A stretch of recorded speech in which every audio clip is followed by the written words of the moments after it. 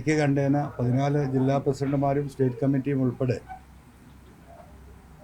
കൃത്യമായ തീരുമാനം എടുത്തിരിക്കുകയാണ്.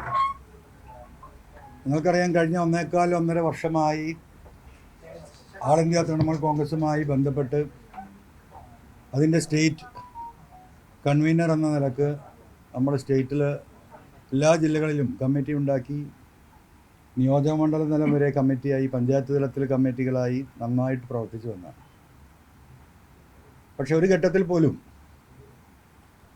ഒരു ദേശീയ അഖിലേന്ത്യാ പാർട്ടിയുടെ ആൾ ഇന്ത്യ തൃണമൂലിൻ്റെ ഒരു സ്വാഭാവികമായി കിട്ടേണ്ട പിന്തുണ ഒരു ഘട്ടത്തിലും അവരുടെ ഭാഗത്തുനിന്ന് നൽകപ്പെട്ടിട്ടില്ല. ഒന്ന്, TMCയുമായി ITCയുമായി ഞങ്ങൾ സംസാരിക്കുന്നതിൻ്റെ ഒന്നാം ഘട്ടത്തിൽ അവർ നൽകിയിരുന്ന പ്രധാനമായിട്ടുള്ള ഉറപ്പുകൾ, കേരളത്തിലെ രാഷ്ട്രീയത്തെക്കുറിച്ച് നമ്മൾ സംസാരിക്കുകയും നമ്മൾ ഇറങ്ങി വന്ന സാഹചര്യം, ഇടതുപക്ഷത്തിൽ നിന്ന് ഇറങ്ങി വന്ന സാഹചര്യം കൃത്യമായി വിശദീകരിക്കുകയും ആൻറ്റി പിണറായിസത്തിനെതിരെയുള്ള പോരാട്ടത്തിൽ UDFൻ്റെ കൂടെ പിന്തുണ അനിവാര്യമാണ് എന്ന് ലീഡർഷിപ്പിനെ അറിയിക്കുകയും ആ ഒരു ഘട്ടത്തിൽ AITC ഞങ്ങൾക്ക് തന്ന ഉറപ്പ്, ഇന്ത്യയിൽ തന്നെ ഇപ്പോൾ ദേശീയ മുന്നണി, ഇന്ത്യ മുന്നണി നല്ല രീതിയിൽ പ്രവർത്തിച്ചു വരികയാണ്. സ്വാഭാവികമായിട്ടും വരാനിരിക്കുന്ന ഒരു കാലഘട്ടം എന്ന് പറയുന്നത് ബംഗാളിൽ ഉൾപ്പെടെ നടക്കുന്ന തെരഞ്ഞെടുപ്പുകളിൽ കോൺഗ്രസുമായിട്ടുള്ള ധാരണകൾ ഉണ്ടാകും. അതുകൊണ്ട് നമ്മൾ കോൺഗ്രസുമായി അലൈൻ ചെയ്തു പോകുന്നതിൽ ഒരു പ്രയാസം ഇല്ല എന്നതായിരുന്നു അന്നത്തെ അവരുടെ നിലപാട്. പക്ഷേ കാര്യങ്ങൾ മുന്നോട്ട് വന്നപ്പോൾ ആ നിലപാടിൽ നിന്ന് അവർ പിന്മാറുന്നതായിട്ടും കോൺഗ്രസുമായി ഐക്യപ്പെട്ടുകൊണ്ടുള്ള ഒരു രാഷ്ട്രീയ നീക്കത്തെയും പിന്തുണക്കാൻ അവരുടെ രാഷ്ട്രീയം ബംഗാളിൽ അവർക്ക് പ്രയാസമുണ്ട് എന്ന് നമ്മളെ ബോധ്യപ്പെടുത്തുകയും ചെയ്തു. ഏറ്റവും അവസാനമായി ഇപ്പോൾ ബേപ്പൂരിൽ നടന്ന തിരഞ്ഞെടുപ്പിൽ മത്സരരംഗത്ത് സ്ഥാനാർത്ഥിയായി ഞാൻ ഉള്ളപ്പോൾ പോലും ദേശീയ തലത്തിൽ നിന്നൊരു നേതാവിനെയെങ്കിലും അയച്ചു തരണമെന്ന് പറഞ്ഞതിനും ഒരു കാരണവശാലും കോൺഗ്രസുമായി വേദി പങ്കിടുന്ന ഒരു നിലപാട് അവർക്ക് സ്വീകരിക്കാൻ കഴിയില്ല. തൃണമൂലിൻ്റെയും കോൺഗ്രസിൻ്റെയും ലീഡർഷിപ്പും കൊടികളും ഒരേ സ്റ്റേജിൽ വന്നു കഴിഞ്ഞാൽ അത് ബംഗാളിലെ അവരുടെ രാഷ്ട്രീയത്തിന്, അവർ ഉയർത്തുന്ന anti Congress, anti communist, anti BJP രാഷ്ട്രീയത്തിന് അത് ബുദ്ധിമുട്ടുണ്ടാക്കും എന്നതാണ് അവസാനമായി അവർ പറഞ്ഞത്. ആ രീതിയിലുള്ളൊരു രാഷ്ട്രീയവുമായിട്ട് സ്വാഭാവികമായിട്ടും കേരളത്തിൽ നമ്മൾക്ക് മുന്നോട്ട് പോകാൻ കഴിയില്ല.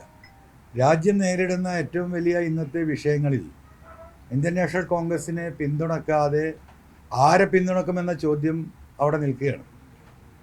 അപ്പോൾ അതിൻ്റെ ഭാഗമായിട്ടാണ് ഈ കൂടിയാലോചനകൾ നടത്തുകയും ഇന്ന് സ്റ്റേറ്റ് കമ്മിറ്റി വളരെ വിശദമായി കാര്യങ്ങൾ ചർച്ച ചെയ്യുകയും ചെയ്തത്. അതിൻ്റെ അടിസ്ഥാനത്തിൽ തന്നെയാണ് ദേശീയ നേതൃത്വവുമായുള്ള ആൾ ഇന്ത്യ തൃണമൂൽ കോൺഗ്രസിൻ്റെ എല്ലാ ബന്ധങ്ങളും വിച്ഛേദിക്കാൻ ഇന്ന് പ്രമേയം വഴി ഞങ്ങൾ തീരുമാനിച്ചത് പത്രമാധ്യമങ്ങൾ വഴി ജനങ്ങളെ അറിയിക്കുകയാണ്. ഇനിയൊരു ബന്ധവും ITCയുമായിട്ടില്ല. രണ്ടാമത്തെ കാര്യം, കേരളത്തിൻ്റെ പ്രത്യേക സാഹചര്യങ്ങൾ കണക്കിലെടുത്തുകൊണ്ട് കേരളത്തിൻ്റെ താല്പര്യങ്ങൾക്ക് പ്രത്യേക പരിഗണന നൽകുന്ന ഒരു മതേതര ജനാധിപത്യ സോഷ്യലിസ്റ്റ് പൊളിറ്റിക്കൽ സംഘടനയായി കേരളത്തിൽ രജിസ്റ്റർ ചെയ്യുന്ന ഒരു സ്റ്റേറ്റ് പാർട്ടിയായി മാറുക എന്നതാണ് ഇന്നത്തെ മീറ്റിങ്ങിൻ്റെ പ്രമേയത്തിൻ്റെ അടിസ്ഥാനപരമായിട്ടുള്ള കാതൽ. അതൊരു ടൈം കൺസ്യൂമിങ് പ്രോസസ്സാണ്. അതുകൊണ്ട് ഇന്ന് തൊട്ട് പൂർണ്ണമായും തൃണമൂൽ കോൺഗ്രസുമായുള്ള ബന്ധം വിച്ഛേദിച്ച് അടുത്ത മാസം 15-ാം തീയതിക്കുള്ളിൽ എല്ലാ ജില്ലകളെയും ജില്ലാ കമ്മിറ്റികളെ വിളിച്ചു ചേർത്ത് പുതിയ പാർട്ടിയുടെ പേരും നയരേഖയും ഒക്കെ ചർച്ചകൾ നടത്തി മെയ് 15-ാം തീയതിക്കുള്ളിൽ സംസ്ഥാനത്തെ ഒരു പുതിയ രാഷ്ട്രീയ സംവിധാനമായി സംസ്ഥാനത്തിന് പരമാവധി പരിഗണന നൽകുന്ന UDFനോട് ഒപ്പം നിന്നുകൊണ്ട് ഈ പിണറായിസത്തെയും ഫാസിസത്തെയും എതിർക്കുന്ന, ദേശീയ തലത്തിൽ രാഹുൽ ഗാന്ധിക്ക് പരിപൂർണമായ പിന്തുണ നൽകുന്ന ഒരു രാഷ്ട്രീയ നിലപാടുള്ള ഒരു രാഷ്ട്രീയ പാർട്ടിയായി ഒരു പുതിയ പാർട്ടിയെ രൂപീകരിക്കാനാണ് തീരുമാനിച്ചിട്ടുള്ളത്. ആ വിവരം കേരളത്തിലെ പത്രമാധ്യമങ്ങൾ വഴി ജനങ്ങളെ അറിയിക്കുകയാണ്. ഇത്രയും കാലം ഞങ്ങൾക്ക് പിന്തുണ നൽകിയ ജനങ്ങൾ, ഇവിടുത്തെ സാധാരണക്കാരായ പ്രവർത്തകർ, ബഹുമാന്യരായ പത്രമാധ്യമ പ്രവർത്തകർ, എല്ലാവർക്കും ഈ അവസരത്തിൽ ഇത്രയും കാലം നിങ്ങൾ നൽകിയ സപ്പോർട്ടിനും നിങ്ങൾ നൽകിയ സഹായങ്ങൾക്കും നന്ദി അറിയിക്കുക കൂടി ചെയ്യാണ്. UDF-മായി ചേർന്ന് കൂടുതൽ ചേർന്ന് പ്രവർത്തിക്കുക എന്നുള്ള ഉദ്ദേശം തന്നെയാണ്. കാരണം UDF-മായി ചേരാൻ കോൺഗ്രസ് ഇല്ലാത്തൊരു UDF ഇല്ലല്ലോ. കോൺഗ്രസുമായി ചേർന്ന് പ്രവർത്തിക്കാൻ കഴിയില്ല എന്ന് പറഞ്ഞാൽ പിന്നെ UDF-മായി പ്രവർത്തിക്കാൻ കഴിയില്ല. ആ ഒരു മതിലുണ്ടാക്കുന്ന പ്രതിസന്ധി അത് പരിഹരിക്കപ്പെടണം. ആ നിലക്ക് തന്നെയാണ് അവരുമായിട്ടുള്ള ബന്ധം വിച്ഛേദിക്കാൻ തീരുമാനിച്ചത്.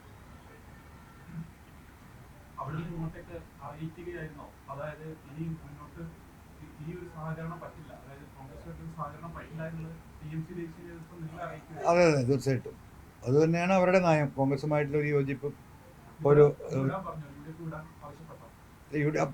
UDF-ന് നമുക്ക് ചിഹ്നം ബേപ്പൂരിൽ തരാതിരുന്നതിന് കാരണം അതാണ്. നമ്മൾ ചിഹ്നം ആവശ്യപ്പെട്ടതാണ്. കോൺഗ്രസുമായി ബന്ധപ്പെട്ടുള്ള ചിഹ്നം നൽകാൻ കഴിയില്ല എന്ന് അവർ അറിയിച്ചാണ്. തീർച്ചയായിട്ടും അതെ അതെ, കോൺഗ്രസുമായി അവർക്ക് സ്റ്റേജ് പങ്കിടാൻ കഴിയില്ല. അത് അവർ ബംഗാളിലെ ഇലക്ഷനെ ബാധിക്കുമെന്നായിരുന്നു അവർ പറഞ്ഞു. ഓ, UDF ലീഡർഷിപ്പിൽ കൺവേ ചെയ്തിട്ടുണ്ട്.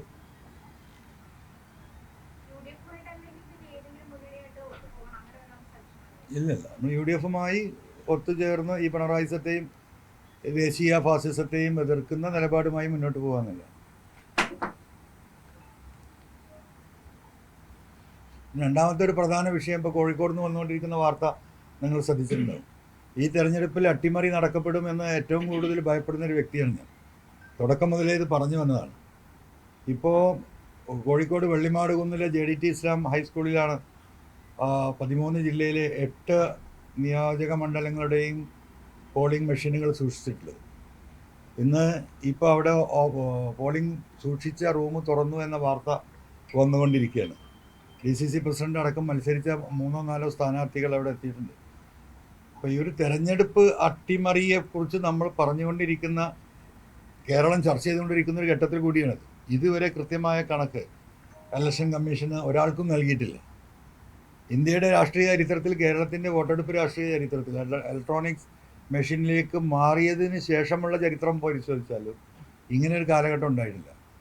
അപ്പോൾ ജനാധിപത്യത്തെ, ജനഹിതത്തെ അട്ടിമറിക്കാൻ പിണറായിയും കേന്ദ്ര ഗവൺമെൻറ്റും ഒരുമിച്ച് നീങ്ങുന്നു എന്നത് വളരെ വ്യക്തമാണ്.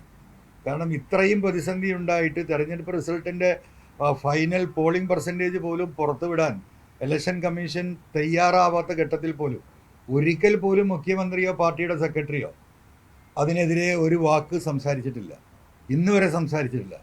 വളരെ സ്മൂത്തായി ഇലക്ഷൻ നടന്നു എന്ന കേന്ദ്ര തെരഞ്ഞെടുപ്പ് കമ്മീഷൻ്റെ നിലപാടിനോടൊപ്പമാണ് പിണറായിയും സംഘവും ഇവിടെ നിൽക്കുന്നത്. ഇതൊക്കെ അങ്ങേയറ്റത്ത് ദുരൂഹമായ സാഹചര്യം കേരളത്തിൽ നിലനിൽക്കുകയാണ്. ജനങ്ങൾ ആർക്കാണ് വോട്ട് ചെയ്തതെന്ന് നമുക്ക് കൃത്യമായിട്ട് അറിയുന്നതാണ്.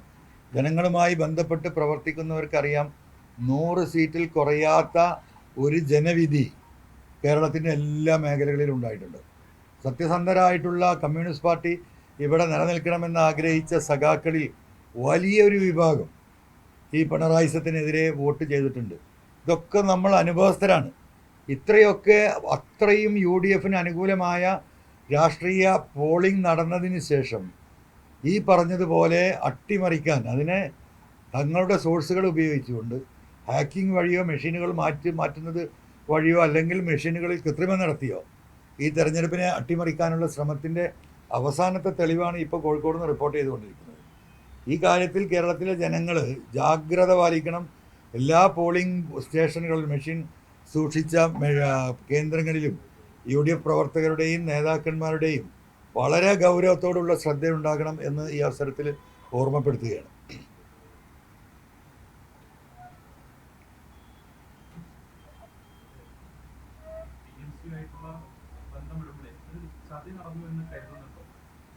ആദ്യം പറഞ്ഞൊരു നിലപാടിൽ നിന്ന് അവർ പിന്നോട്ട് പോവുകയായിരുന്നു. കാരണം വലിയൊരു പ്രതീക്ഷയോട് കൂടിയിട്ടാണ് ഭാഗമാകുന്നത്.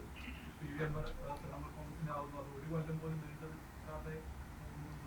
അതിൽ തീർച്ചയായിട്ടും അവരുടെ ഭാഗത്തുനിന്ന് അവരുടെ നിലനിൽപ്പിൻ്റെ പ്രശ്നമാണ് ഇപ്പോൾ അവിടെ നടന്നുകൊണ്ടിരിക്കുന്നത്. അവരുടെ ശ്രദ്ധ മുഴുവൻ അതിലേക്കാണ്. നമുക്കറിയാം, അവിടെ നടന്നുകൊണ്ടിരിക്കുന്ന കേന്ദ്ര ഗവൺമെൻറ്റും ഇലക്ഷൻ കമ്മീഷനുമായുള്ള ഏറ്റുമുട്ടലുകളും പോരാട്ടങ്ങളും ഒരു ഭാഗത്ത് അവിടെ നടക്കുകയാണ്. ആ ഒരു സമയത്ത് ഈ പറയുന്നത് പോലെ എല്ലാ ജനാധിപത്യ മതേതര വിശ്വാസികളെയും ഇൻക്ലൂഡിങ് ഇന്ത്യൻ നാഷണൽ കോൺഗ്രസിനെ ഉൾപ്പെടെ കൂടെ നിർത്തിക്കൊണ്ടുള്ളൊരു പോരാട്ടമാണ് യഥാർത്ഥത്തിൽ അവിടെ നടത്തേണ്ടിയിരുന്നത്. അത്തരത്തിലുള്ള ഒരു ഐക്യപ്പെടലിന് പോലും അവർക്ക് സാധിക്കുന്നില്ല. അവിടെയും ഒരു കോൺഗ്രസ് വിരുദ്ധത മാത്രം പ്രകടിപ്പിക്കുന്ന ആ മനോഭാവത്തിൽ നിന്ന് അവർ കരകയറുന്നില്ല. അതിൻ്റെ ഒരു ദുരന്തമാണ് സത്യത്തിൽ ഇപ്പോൾ കേരളത്തിൽ ഞങ്ങൾ അനുഭവിക്കുന്നത്. അപ്പോൾ നമ്മളെ സംബന്ധിച്ച് ഇന്നത്തെ ഒരു കാലഘട്ടത്തിൽ ഇന്ത്യൻ നാഷണൽ കോൺഗ്രസ് ഇല്ലാതെ എന്ത് ഇന്ത്യൻ രാഷ്ട്രീയമാണ്, എന്ത് സ്റ്റേറ്റ് പൊളിറ്റിക്സാണ്? ഇത് രണ്ടുമില്ലല്ലോ.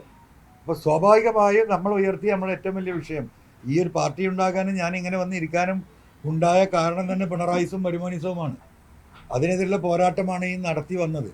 കഴിഞ്ഞ 15-16 മാസമായി കേരളത്തിൻ്റെ മുക്കിലും മൂലയിലും ജനങ്ങളോട് പറഞ്ഞുകൊണ്ടേയിരുന്നത് ഈ പിണറായിയുടെ കുടുംബാധിപത്യവും സ്വേച്ഛാധിപത്യവും പണാധിപത്യവും ഇവിടെ നടന്ന അഴിമതിയും മാത്രം തന്നെയാണ്. അതുതന്നെയാണ് ഈ കേരളത്തിലെ തെരഞ്ഞെടുപ്പിലെ ഏറ്റവും വലിയ വിഷയം. നിങ്ങളൊക്കെ തന്നെ പറയുന്നുണ്ടല്ലോ, എവിടെയാണ് ഭരണവിരുദ്ധ വികാരം കാണുന്നില്ല. ഭരണവിരുദ്ധ വികാരത്തിൽ അപ്പുറമുണ്ടായ വികാരം പിണറായി വിരുദ്ധ വികാരമാണ്. അതാണ് ഈ തെരഞ്ഞെടുപ്പിനെ ഈ ഒരു രീതിയിൽ UDF അനുകൂലമാക്കി മാറ്റിയിട്ടുള്ളത്. അപ്പോൾ ആ പോരാട്ടം നമുക്ക് തുടരണമെങ്കിൽ നമുക്ക് രാഷ്ട്രീയം പറയാനുള്ള ഫ്രീ പ്ലാറ്റ്ഫോം വേണം. അവിടെ കോൺഗ്രസിൻ്റെ സഹായവും സപ്പോർട്ടും വേണം, UDF സഹായവും സപ്പോർട്ടും വേണം. ഇതൊന്നും പറ്റില്ല എന്ന് പറഞ്ഞാൽ കേരളത്തിൽ രാഷ്ട്രീയം കൊണ്ടുപോകാൻ സാധിക്കില്ല. അത് അവരുടെ നിവൃത്തികേടാണ്. നമ്മൾക്ക് ആ നിലപാടിനോടൊപ്പം നിൽക്കാൻ സാധിക്കില്ല.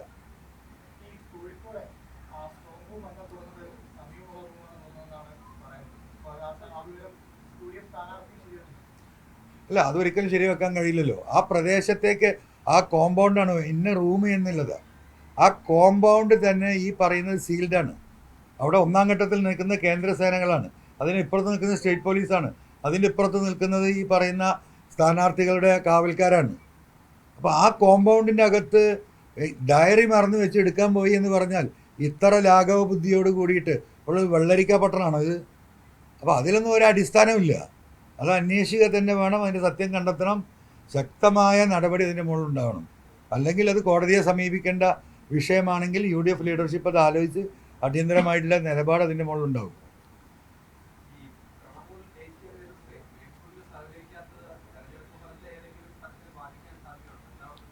എങ്ങനെ?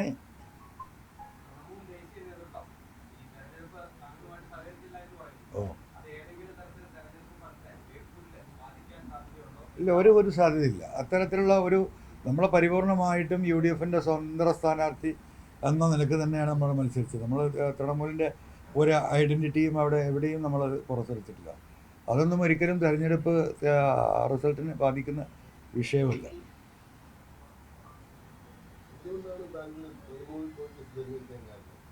ഇല്ല, തൃണമൂൽ കോൺഗ്രസ് അന്ന് നമ്മൾ തിരഞ്ഞെടുക്കാനുണ്ടായ പ്രധാനമായ കാരണം ഒരു ദേശീയ രാഷ്ട്രീയത്തിലെ ശക്തമായ ഇടപെടൽ ഫാസിസത്തിനെതിരെ നടത്തുന്നൊരു പാർട്ടി, അതിനുള്ള ഒരു പൊളിറ്റിക്കൽ പിൻബലം, എക്കാലത്തും ദേശീയ രാഷ്ട്രീയത്തിൽ അഭിപ്രായം പറയുന്നൊരു വ്യക്തിത്വത്തിന് ഉടമ ആയിട്ടുള്ള മമതാ ബാനർജി, അവരുടെ ആ കരിഷ്മയിലും അവർ പാർലമെൻറ്റിൽ ഫാസിസത്തിനെതിരെ നടത്തുന്ന പോരാട്ടത്തിൻ്റെ ഭാഗം, കമ്മ്യൂണിസ്റ്റ് പാർട്ടിക്കെതിരെ നടത്തുന്ന പോരാട്ടത്തിൻ്റെ ഭാഗം, ഇതെല്ലാം കൂടെ കാൽക്കുലേറ്റ് ചെയ്തിട്ടുള്ള ഒരു തീരുമാനമാണെന്ന് ഞങ്ങൾ എടുത്തിരുന്നത്. പക്ഷേ ആ പോരാട്ടത്തിൽ അവർക്കവിടെ സ്വന്തമായി പോരാട്ടം നടത്താൻ സാധിക്കുമെങ്കിലും ആ പോരാട്ടം കേരളത്തിൽ നടത്തണമെങ്കിൽ UDF കോൺഗ്രസിൻ്റെയും ഒക്കെ പിൻബലത്തോടു കൂടി മാത്രമേ നമുക്കിവിടെ നടത്താൻ സാധിക്കുള്ളൂ. അതവർ തിരിച്ചറിയുന്നില്ല. അവിടെയാണ് ഈ വിഷയം വന്നത്. എങ്ങനെ?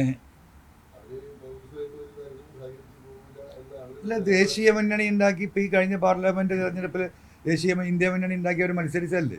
ആ ഒരു ഘട്ടത്തിലാണല്ലോ, ആ തെരഞ്ഞെടുപ്പ് കഴിഞ്ഞിട്ടാണ് നമ്മൾ ജോയിൻ ചെയ്തത്. ആ സമയത്തിൽ അവർ കോൺഗ്രസുമായി യോജിച്ച് പോകുന്ന രാഷ്ട്രീയ ചിത്രമാണെന്നുണ്ടായിരുന്നത്. ഇപ്പം അടുത്ത കാലത്തല്ലേ ഈ പറ്റ ഒരു അകൽച്ച വന്നത്. അത് നമ്മുടെ അടുത്ത് അവർ സംസാരിച്ചുമാണ് ദേശീയ രാഷ്ട്രീയം ഇങ്ങനെ തന്നെയാണ് പോകുന്നത്. അതിനുള്ള പരിപൂർണ്ണ സപ്പോർട്ട് പറഞ്ഞാണ്. പിന്നെ അവിടെ ഉണ്ടായ രാഷ്ട്രീയ മാറ്റത്തിനനുസരിച്ച് നമുക്ക് സ്റ്റേറ്റിലെ രാഷ്ട്രീയം നമുക്ക് മാറ്റാൻ കഴിയില്ലല്ലോ. ഇതെപ്പോഴും ഉണ്ടാകുന്ന ദേശീയ പാർട്ടികൾക്ക് സ്റ്റേറ്റുമായി ഉണ്ടാകുന്ന പ്രശ്നങ്ങൾ അത് ഇപ്പോൾ തന്നെ അത് അവസാനിപ്പിച്ചില്ലെങ്കിൽ നമുക്ക് അടുത്ത സ്റ്റെപ്പ് മുന്നോട്ട് പോകാൻ കഴിയില്ല.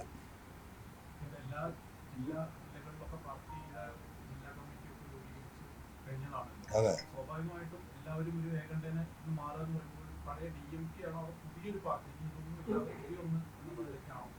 അതാണ് പറഞ്ഞത്. അത് 15-ാം തീയതിക്കുള്ളിൽ ഞങ്ങൾ ഈ ജില്ലാ തലത്തിൽ ഇന്നിപ്പോൾ എല്ലാ 14 ജില്ലാ പ്രസിഡന്റുമാരുണ്ടായിരുന്നു, സ്റ്റേറ്റ് കമ്മിറ്റി മെമ്പേഴ്സ് ഉണ്ടായിരുന്നു, 88 ആൾ ചേർന്ന ഫോറമാണ് ഇന്ന് ഐക്യകണ്ഠേന തീരുമാനം എടുത്തിട്ടുള്ളത്. ഇനി ഫർദർ സ്റ്റെപ്സ് നമ്മൾ ജില്ലാ തലത്തിൽ നമ്മുടെ പ്രധാന പ്രവർത്തകരെയും നമ്മൾ വെൽവിഷേഴ്സുമായി കൂടിയാലോചനകൾ നടത്തി 15-ാം തീയതിക്കകം ഒരു രൂപരേഖ ഉണ്ടാക്കിയിട്ടാണ് നമ്മുടെ ഭരണഘടന, നമ്മുടെ പാർട്ടിയുടെ ഐഡിയോളജി പാർട്ടിയുടെ പേര്, പാർട്ടിയുടെ നിറം, കൊടി, ഇങ്ങനത്തെ കുറേ വിഷയങ്ങളുണ്ടല്ലോ. അത് ആ തലത്തിൽ, താഴെ തലത്തിലുള്ള ചർച്ചകൾ കൂടി നടത്തിയതിന് ശേഷമാണ് അതിൻ്റെ ഒരു തീരുമാനം ഉണ്ടായത്. UDF ഒരു സമ്മർദ്ദം ചെലുത്തിയിട്ടില്ല, ഒരു സമ്മർദ്ദം ചെലുത്തിയിട്ടില്ല. നമുക്ക് പൊളിറ്റിക്കൽ മൂവ്മെൻറ്റിന് ഇത് വലിയൊരു തടസ്സമാണ്. ആ തടസ്സം നീക്കിയിട്ട് നമ്മുടെ രാഷ്ട്രീയം കേരളത്തിൽ കൃത്യമായി പ്രചരിപ്പിച്ച് ഈ ഫാസിസത്തെയും ഈ പറയുന്ന പിണറായിസത്തെയും, ഇന്നത്തോടുകൂടി തെരഞ്ഞെടുപ്പോടുകൂടി പിണറായിസൊന്നും അവസാനിക്കുന്നില്ലല്ലോ. രാഷ്ട്രീയമായിട്ട് തെരഞ്ഞെടുപ്പിൽ റിസൾട്ട് അനുകൂലമായി വന്ന് UDF അധികാരത്തിൽ വരുമെന്ന കാര്യത്തിൽ തർക്കമില്ല. പക്ഷെ അപ്പോഴും ഈ പിണറായിസത്തിൻ്റെ വക്താക്കൾ ഈ നാട്ടിലുണ്ടല്ലോ. അവരുടെ പോരാട്ടം, അവർ വരാൻ പോകുന്ന ഭാവിയിൽ നമ്മൾക്കൊക്കെ ഉണ്ടാകുന്ന ത്രട്ടുകൾ, ഇതൊക്കെ ഒരുപാട് വിഷയങ്ങളുണ്ട്. അല്ല, അതുകൊണ്ട് തീരണമെങ്കിൽ അദ്ദേഹം പാർട്ടിയിൽ നിന്നും കൂടി പോകണം. അദ്ദേഹം പാർട്ടിൻ്റെയും കൂടി ആധിപത്യത്തിലാണല്ലോ ഇപ്പം നിൽക്കുന്നത്.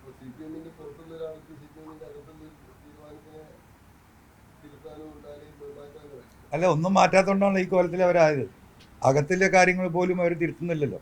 പിന്നെ പുറത്തുള്ള അവർ തന്നെ ഇടപെട്ടിട്ട് തിരുത്താൻ സാധിക്കുമോ? അകത്തുള്ള പാർട്ടിക്ക് അകത്ത് ചർച്ച നടക്കുന്നില്ലല്ലോ. അത് നമ്മൾ അത് സോഷ്യൽ മൂവ്മെൻ്റാണ്. ഈ തെരഞ്ഞെടുപ്പിൽ എങ്ങനെയാണ് പിണറായി തോൽക്കുന്നത് ഇതിൻ്റെ ഭാഗം തന്നെയല്ലേ. അപ്പം അത് കഴിഞ്ഞാലും ആ ആധിപത്യം ഇവിടെ ഉണ്ടാവും. അല്ല, റിസൾട്ട് വരേണ്ടത് നമുക്കൊക്കെ വളരെ ക്ലിയറാണ് റിസൾട്ട്. നിങ്ങൾക്ക് സംശയം ഉണ്ടെങ്കിൽ ഇനി രക്ഷയില്ല. 90 തൊട്ട് 110 സീറ്റ് വരെ ജയിക്കുന്ന രാഷ്ട്രീയ സാഹചര്യം കേരളത്തിലുണ്ട്.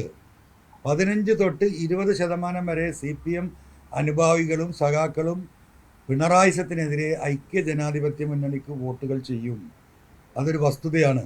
കഴിഞ്ഞ ത്രിതല തെരഞ്ഞെടുപ്പിൽ പിണറായിസം ആകെ ആക്ട് ചെയ്തത് ഒരു 15 തൊട്ട് 20%. ആ 20% ആക്ട് ചെയ്തപ്പോൾ തന്നെ ഉണ്ടായ റിസൾട്ട് നിങ്ങൾക്കറിയാം.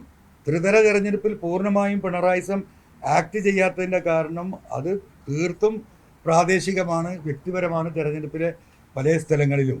പക്ഷെ പിണറായിസം അത് ജനങ്ങൾ ഒറ്റയടിക്ക് എതിർക്കാൻ പോകുന്ന, അവർ ഉപയോഗിക്കാൻ പോകുന്ന അവരുടെ പവർ, അവരുടെ ശക്തി ഈ തെരഞ്ഞെടുപ്പ് 100% ആൻറ്റി പിണറായിസം വർക്കൗട്ടാകും. ഈ പറയുന്ന 90 തൊട്ട് 110 സീറ്റ് വരെ UDF നേടുന്ന സാഹചര്യം ഉണ്ടാകും എന്നാണ് നമ്മളൊക്കെ വ്യക്തിപരമായി വിശ്വസിക്കുന്നത്. ജനങ്ങളുമായിട്ട് മിങ്കിൾ ചെയ്യുമ്പോൾ ഇവിടെ ശബരിമല വിഷയം നിങ്ങളൊന്നും വിചാരിക്കുന്ന പോലെ BJPക്ക് സംസ്ഥാനത്ത് വോട്ട് കുറയാൻ പോവുകയാണ്. തിരുവനന്തപുരം ജില്ല മാറ്റി വെക്കുകയാണ്. അവിടെ ഒരു പ്രത്യേക രാഷ്ട്രീയമാണ്. ആ ജില്ലയെ മാറ്റി നിർത്തിക്കൊണ്ടാണ് ഞാൻ പറയുന്നത്. മറ്റ് 13 ജില്ലകളിലും BJPയുടെ വോട്ടിംഗ് പെർസെൻറ്റേജ് വളരെ താഴും.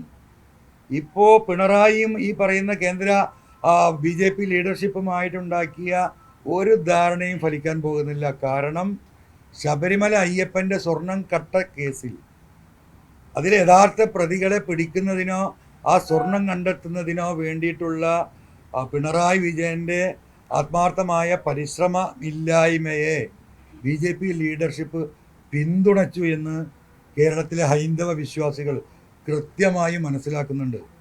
അതുകൊണ്ട് ആ ഒരു തരത്തിൽ പിണറായിയെ താഴെ ഇറക്കുക എന്ന ഉദ്യമത്തിൽ കേരളത്തിലെ വലിയ ഒരു ശതമാനം നല്ലവരായ ഹൈന്ദവ വിശ്വാസികൾ, എക്കാലത്തും അപ്പുറത്തേക്ക് വോട്ട് ചെയ്തവർ തിരിച്ച് വോട്ട് ചെയ്യും. സഖാക്കളും ഈ ഹൈന്ദവ വിശ്വാസികളും ഒരേപോലെ ചിന്തിക്കുന്ന ഒരു തെരഞ്ഞെടുപ്പ് റിസൾട്ട് ഈ തെരഞ്ഞെടുപ്പിലുണ്ടാവും. അത് നമുക്ക് 4-ാം തീയതി വരെ അതിനെ കാത്തിരിക്കുക. അതിന് മുമ്പ് ഈ പറയുന്നത് പോലെ വല്ല അട്ടിമറിയും ഹാക്കിങ്ങും നടത്തിയിട്ട് എന്തൊക്കെയാണ് ഇവർ ചെയ്ത് കൂട്ടുക നമുക്കറിയില്ല. ജനവിധി അതാണ്, ജനങ്ങളുടെ ഇടയിൽ ജീവിക്കുന്നത്. അട്ടിമറി നടന്നില്ലെങ്കിൽ തെളിവല്ലേ ഇപ്പോൾ കോഴിക്കോട് നിന്ന് റിപ്പോർട്ട് വന്നുകൊണ്ടിരിക്കുന്നത്. ഒന്നാമത്തെ സംഭവമല്ലല്ലോ. ആദ്യം മലപ്പുറം ജില്ലയിലെ സ്ട്രോങ് റൂം 4 ദിവസം മുമ്പ് തുറന്ന പ്രശ്നം നിങ്ങൾക്കറിയാം. പൂട്ടി വെച്ച് സീൽ ചെയ്ത ആ പ്രദേശത്തേക്ക് പ്രവേശനമില്ല. എന്തിനാ അവിടെ പോയിട്ട് ഡയറി എടുക്കാനും മറ്റേനും പോകുന്നു? അപ്പോൾ എവിടെയാണ് ഇതിൻ്റെ ദുരൂഹമായിട്ടുള്ള എന്തോ ഒരു ദുരൂഹത നടക്കുന്നുണ്ടല്ലോ. നമ്മളെന്തിനാ അട്ടിമറിയെ ഈ തെരഞ്ഞെടുപ്പ് റിസൾട്ടിന് ഭയപ്പെടുന്നു? അങ്ങനത്തെ ഒരു ഭയവും ഇവിടെ ഇല്ല. കാരണം നമ്മൾ ജനങ്ങളുടെ ഇടയിലാണ് ജീവിക്കുന്നത്. അതിൻ്റെ റിസൾട്ട് ഉണ്ടാവും.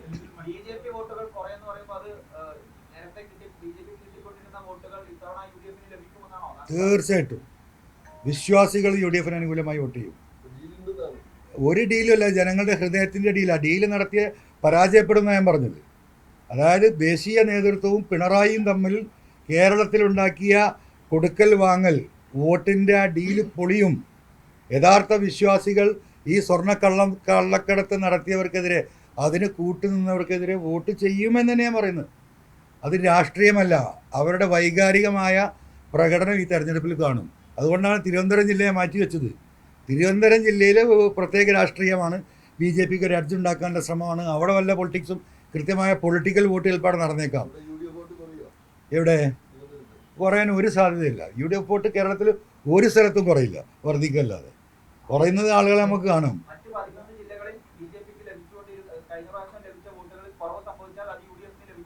തീർച്ചയായിട്ടും അതൊരു തർക്കമില്ല, അത് പറയാൻ ഒരു മടിയില്ല. എന്താണ് ബി ജെ പി വോട്ട്, അവരുടെ അനുഭവ വോട്ട്, ബി ജെ പി പ്രവർത്തകരെ വോട്ട്, ഈ പറയുന്ന ഈ അമ്പല കള്ളന്മാർക്കെതിരെ പിന്നെ ആർക്കവർ വോട്ട് ചെയ്യുക? ആർക്ക് വോട്ട് ചെയ്യും? പിണറായിനെയാണ് തോൽപ്പിക്കേണ്ടത്. ബി ജെ പിക്ക് വോട്ട് ചെയ്തിട്ടൊരു കാര്യമില്ല. പിണറായിസത്തെ തോൽപ്പിക്കണമെങ്കിൽ, ഈ കള്ളവന്മാരെ പിടികൂടണമെങ്കിൽ ഇവിടെ ഐക്യ ജനാധിപത്യ മുന്നണി അധികാരത്തിൽ വരണമെന്ന് വിശ്വാസികൾ ആഗ്രഹിക്കുന്നുണ്ടെങ്കിൽ എന്തായാലും തെറ്റ്.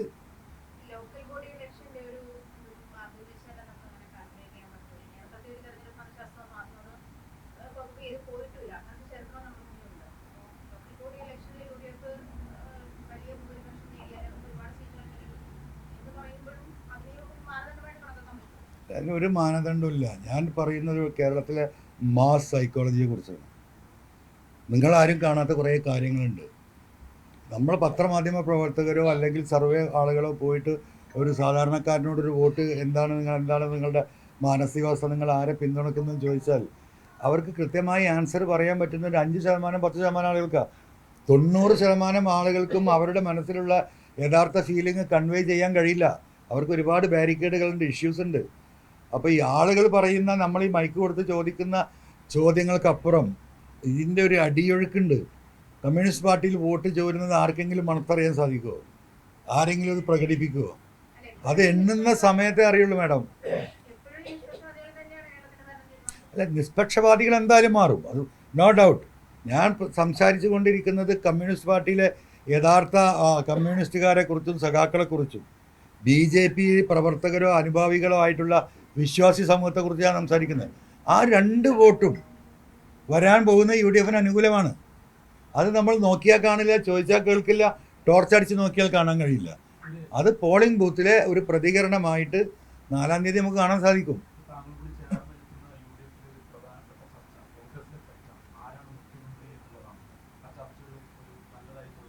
അല്ല, അത് ചർച്ച എന്ന് പറഞ്ഞാൽ കോൺഗ്രസ് ഒരു ജനാധിപത്യ പാർട്ടിയാണ്, വളരെ വിശാലമായ പാർട്ടിയാണ്. അതിൽ മുഖ്യമന്ത്രിയെ തീരുമാനിക്കാനുള്ള ശേഷിയും അതിനുള്ള സംവിധാനങ്ങളൊക്കെ അതിലുണ്ട്. അതിലിപ്പോൾ ഞാൻ അഭിപ്രായം പറയണ്ടല്ലോ. അത് ഗുണമാണോ ദോഷമാണോ എന്നൊക്കെ പറയേണ്ടത് അതുമായി ബന്ധപ്പെട്ടവരാ. ഞാനെങ്ങനെ അഭിപ്രായം പറയാം? അല്ല, ഒരു കാര്യങ്ങൾ സമ്മതിച്ചല്ലോ, കേരളത്തിന് മുഖ്യമന്ത്രി ഉണ്ടാവും നിങ്ങൾ സമ്മതിച്ചല്ലോ. ആ മുഖ്യമന്ത്രി ആവാൻ ഒരു 3, 4, 5 ആളുകൾ കപ്പാസിറ്റിയില്ല, കോൺഗ്രസിൽ ലീഡർഷിപ്പ് ഉണ്ട് എന്ന് നിങ്ങൾ അംഗീകരിച്ചല്ലോ. അതുകൊണ്ടാണല്ലോ ആര് മുഖ്യമന്ത്രിയാവുന്ന ചർച്ച. മറ്റിടത്ത് എന്താ അങ്ങനെ ഒരു ചർച്ചയുണ്ടോ? ജനങ്ങൾക്കൊരു അഭിപ്രായം പറയാൻ പറ്റുമോ? പാർട്ടിക്കാർക്ക് പറയാൻ പറ്റുമോ? പോളിറ്റ് ബ്യൂറോക്ക് പറയാൻ പറ്റുമോ? സെക്രട്ടേറിയറ്റിന് പറയാൻ പറ്റുമോ? ഞാൻ തന്നെ മുഖ്യമന്ത്രി ആയിരിക്കല്ലേ. 500 കോടി റുപ്യയാണ് പോസ്റ്റർ വെച്ചത്, ഞാനല്ലാതെ മറ്റാരുണ്ട് കേരളത്തിലൊട്ടാകെ? അതല്ലേ അപ്പുറത്തെ സ്ഥിതി. ഹോർഡിങ്ങൾ കണ്ടാൽ എപ്പോഴും എടുത്തു മാറ്റിയിട്ടില്ലല്ലോ. 500 ചില്ലാനം കോടി രൂപ നമ്മൾ നികുതി കൊടുത്ത പണം ഞാനല്ലാതെ ഇവിടെ ആരാ ഉള്ളതെന്ന് ചോദിക്കാൻ. അങ്ങനെ ഒരു ധിക്കാരിയുടെ മുഖം ഈ കേരളം മുഴുവൻ ജനം കണ്ടതാ. ആ ധിക്കാരത്തിന് വോട്ട് വേറെ ഉണ്ടാവും ഇവിടെ. കോൺഗ്രസ് അതല്ല, അതിന് ശേഷിയുള്ളവരെ കുറിച്ച് അപ്പുറം ഇപ്പുറം ആളുകൾ സംസാരിക്കുന്നു. അതൊരു ജനാധിപത്യ പാർട്ടിയാണ്, അതിനൊരു ഫൈനൽ ഡിസിഷൻ ഉണ്ടാവും. എന്നാലും കോൺഗ്രസ് മുഖ്യമന്ത്രിയാകും എന്നില്ലടത്ത് നിങ്ങളെല്ലാവരും എത്തിയല്ലോ. ഓ അല്ല, അങ്ങനെ ശരിയാണെങ്കിൽ ഇപ്പം ഇതിൻ്റെ ഒന്നും ആവശ്യമില്ലല്ലോ. അങ്ങനെ നമ്മൾ പൊതു സ്വതന്ത്ര ചിന്താഗതിയുള്ള ആളുകളെ സംബന്ധിച്ച് നമ്മളൊരു പൊളിറ്റിക്കൽ എന്താ പറയുക ധാർമ്മിക പോരാട്ടത്തിൻ്റെ ഭാഗമായിട്ട് വന്നതാണ്. അപ്പോൾ അതിലേക്ക് നമ്മളോടൊപ്പം നിന്ന ഒരുപാട് ആളുകൾ, ഇനി വരാൻ നിൽക്കുന്ന ആളുകൾ, മറിഞ്ഞു നിന്നുകൊണ്ട് നമ്മളെ സഹായിക്കുന്ന ആളുകൾ ഇവരൊക്കെ ഉണ്ട്. എല്ലാവർക്കും ഒരുമിച്ച് ഒരു പ്രത്യേക സംവിധാനത്തിലേക്ക് പോകാൻ കഴിയില്ല. ഇതൊരു ഒരു ഓപ്പൺ പ്ലാറ്റ്ഫോമായിട്ട് നമുക്ക് നിലനിൽക്കാൻ കഴിയുള്ളൂ.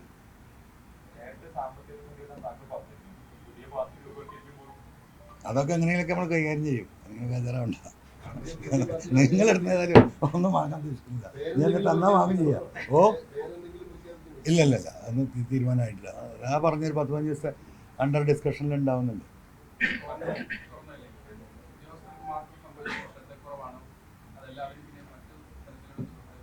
എതിരാ അല്ല, സ്ട്രോങ് റൂം തുറക്കുന്നുണ്ടെങ്കിൽ ഉദ്യോഗസ്ഥരുടെ ശ്രദ്ധക്കുറവൊന്നുമല്ലത്. അത് കൃത്യമായും അതിൻ്റെ ഒരു പൊളിറ്റിക്കൽ അജണ്ടയുടെ ഭാഗമായിട്ട് തന്നെയാണ്.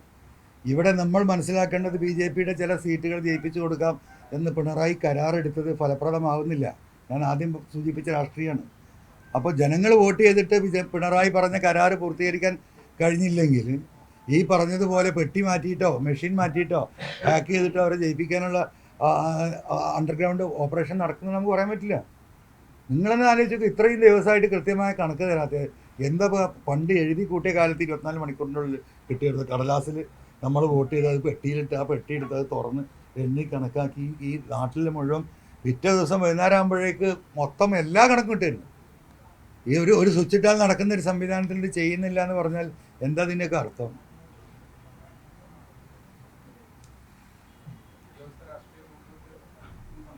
അല്ല, തീർച്ചയായിട്ടും ഉദ്യോഗസ്ഥ രാഷ്ട്രീയ കൂട്ടുകെട്ടും ഭരണാധികാരികളുടെ ഇടപെടലും ഇതിലുണ്ട്. അല്ലെങ്കിൽ അങ്ങനെ പോയിട്ട് ഡയറി മറന്നു വെച്ചതെന്ന് പറഞ്ഞിട്ട് ഒരു ഉദ്യോഗസ്ഥന് പോയിട്ട് അല്ലെങ്കിൽ എന്തോ ആവട്ടെ അങ്ങനെ പോയി തുറക്കാനുള്ള ഒരു ധൈര്യം ഉണ്ടാവില്ല.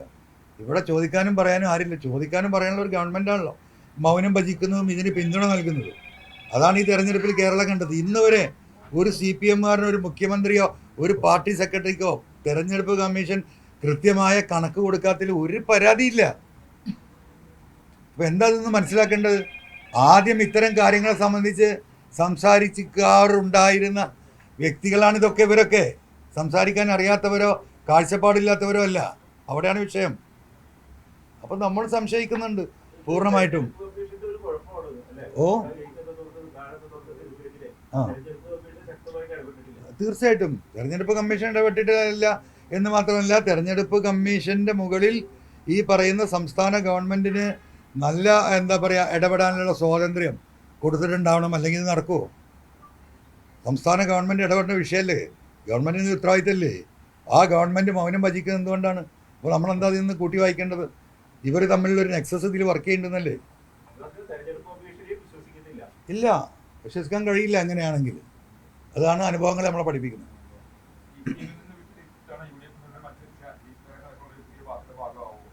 അല്ല, അതൊക്കെ പിന്നീടുള്ള കാര്യങ്ങളാണ്. ഇല്ലല്ല, നമ്മളിപ്പോൾ ഇവരൊക്കെ കാണുന്നുണ്ട്. നമ്മളെ പഴയ സഖാക്കളാണ്, നമ്മളെ സുഹൃത്തുക്കളാണ്. ഞാൻ ഇന്നലെ സുരേഷിനെ കണ്ടു, നാളെ G. സുധാകരനെ കാണുന്നുണ്ട്, എല്ലാവരെയും കാണുന്നുണ്ട്. അത് കഴിഞ്ഞ് പയ്യന്നൂർ പോകുന്നു. കാരണം ഇവരെ കാണണമല്ലോ.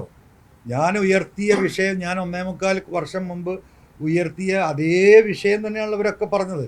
ഇവർക്ക് ഈ ഒരു അവസാന ഘട്ടത്തിലാണ് പുറത്തേക്ക് വരാനുള്ള ശേഷി ഉണ്ടായത്. ഞാൻ എടുത്ത പോലെ റിസ്ക് എടുക്കാൻ കഴിയുന്നവരായിരുന്നില്ല അവർ. അതിനവരെ കുറ്റം പറയാൻ പറ്റില്ല.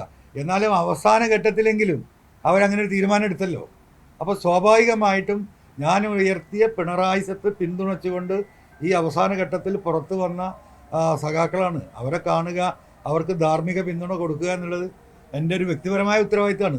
ഞാൻ തെരഞ്ഞെടുപ്പിലായതുകൊണ്ട് അന്ന് ഫോൺ വഴിയിലെ കമ്മ്യൂണിക്കേഷൻ അല്ലാതെ ഒന്നും നടന്നിട്ടില്ല. അപ്പം വ്യക്തിപരമായിട്ടൊന്ന് കാണുക, എന്താ പറയുക, ആ സൗഹൃദം പുതുക്കുക, അത്രേ ഉള്ളൂ. അല്ല, നമ്മളെല്ലാവരും നിങ്ങളെയും ക്ഷണിച്ചിട്ടുണ്ട്. നമ്മൾ പുതിയ പാർട്ടി ഉണ്ടാക്കുമ്പോൾ എല്ലാവരും ക്ഷണിക്കാമല്ലോ. അതിനല്ലേ പുതിയ പാർട്ടി, പുതിയ ആശയം. അപ്പോൾ നിങ്ങളുൾപ്പെടെ അതിലിപ്പോൾ കുഞ്ഞികൃഷ്ണേട്ടനെയും ഗോവിന്ദ മാഷയൊന്നും മാറ്റി നിർത്തേണ്ട കാര്യമില്ലല്ലോ. എല്ലാവരും ക്ഷണിക്കല്ലോ. ഇല്ല, നമ്മൾ ജനറൽ കാര്യങ്ങളെ സംസാരിച്ചിട്ടുള്ളൂ. അത്തരം കാര്യങ്ങളൊക്കെ UDF-മായിട്ടുള്ള ലീഡർഷിപ്പുമായി നന്നായി സംസാരിച്ച ശേഷമല്ലേ തീരുമാനിക്കാൻ സാധിക്കുള്ളൂ. എന്തായിരുന്നാലും ഇവിടെ പിണറായിസത്തെ എതിർത്തുകൊണ്ട് പുറത്തേക്ക് വന്നവർ, ഇനി വരാൻ നിൽക്കുന്നവർ, ഒരുപാട് ഇടതുപക്ഷവാദികളുണ്ട്. അവർക്ക് സേഫായിട്ട് നിൽക്കാവുന്ന ഒരു പൊളിറ്റിക്കൽ പ്ലാറ്റ്ഫോം ഇവിടെ ആവശ്യമാണ്. അതുതന്നെയാണ് ഇനി അങ്ങോട്ടുള്ള പ്രവർത്തനത്തിൻ്റെ ഒരു ഭാഗമാക്കി പോകാൻ ഞങ്ങൾ ഉദ്ദേശിക്കുന്നത്.